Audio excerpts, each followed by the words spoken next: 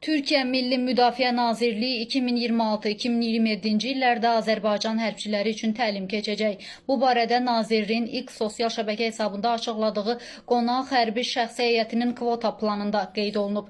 Məlumata görə plan çərçivəsində 16 ölkədən Azərbaycan, Burundi, Bangladeş, Qvineya, Qazaxıstan, Qırğızıstan, Şimali Kipr Türk Cumhuriyyəti, Şimali Makedoniya, Liviya, Macarıstan, Mali, Monqolistan, Özbəkistan, Senegal, Somali və Türkmenistandan ümumilikdə 448 hərbi qulluqçu üçün təlim kvotası ayrılıb.